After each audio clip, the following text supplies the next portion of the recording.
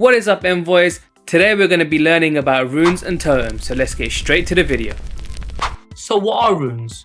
Runes are a temporary buff applied to your weapon that are activated using the pulse smite mechanic.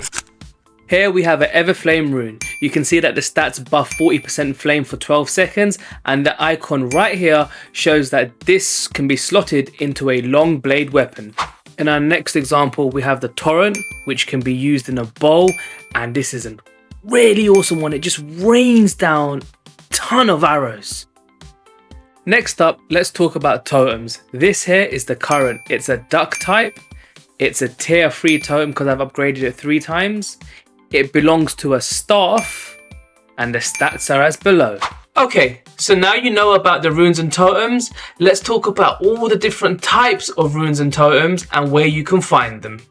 Okay, so as of P13, there are currently 16 runes, and they are as follows. For the bow, you have Alca's Breath and the Torrent. For the fly blade, you have Whirlwind and Pictrix. For the great sword, you have Everflame and Treefell. For the long blade, you have Everflame and the Miscale. For magic, you have Arcstorm and the Hollowing.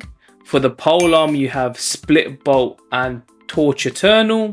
For the shield, you have Forborn and the Durglin. For the short blade, you have Emberal and the Flit Smoke.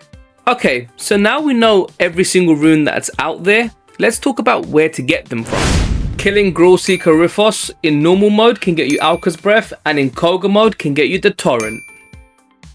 Growlseeker Rifos can be found northeast of Midrath, right here. Next up we have Discharge Nimrod, where the normal mode can get you Whirlwind and the Koga mode can get you Pictrix. Discharge Nimrod can be found Middle East South, right here. Next up we have the Everflame rune. There are 2 bosses you can get this from in normal mode, which is Sinecure and Vela and the Mendicant King. You can also get this from both sieges currently in the game. Treefell can also be dropped by both bosses, but only in Koga mode. Sinecure Errant Vela can be found in the Dermak Undercity, which is located right here. And the Mendicant King can be found southwest of Midrath, located right here. Next up we have the Nell Knight, which drops the Everflame rune. But in normal mode, this is dropped through Nell Knight, a Reaper and both sieges. The Mistgale is dropped only by killing Nell Knight in Koga mode. Nell Knight can be found north of Midrath, located right here. And the Reaper can be found in the Glades of Andurin, located right here. Wraith of Waste drops 2 runes, normal mode drops Archstorm, and the Koga mode drops the Hollowing. Wraith of Waste can be found right here at the location Sidhe Stake, which is located here on the map. Both Kabocha and Goro give you Torch Eternal in normal mode, and in Koga mode both bosses drop Split Bolt. Kabocha can be found here, and Goro can be found here. Thrice Bound Impid and all these other locations on normal mode drop the Forborn. The Durglin can only be farmed in Koga mode from these 4 bosses. Thrice Bound Impid can be found here. Sinecure Errant Gorf can be found here. Growlseeker Santara can be found in the dungeon here. And Forfellahuel can be found in the dungeon here. And finally, both bosses Etheldred the Weaver and Sichnal the Widower can drop Emberal in normal mode, and in Koga mode they drop the Flit Smoke. Etheldred the Weaver can be found here, and Sichnal the Widower can be found here. Okay, so now we know what runes are, what they do and where to find them. Let's move on to totems. Totems are a weapons upgrade system that modify playstyle across 3 functional slots: attack, defense and utility.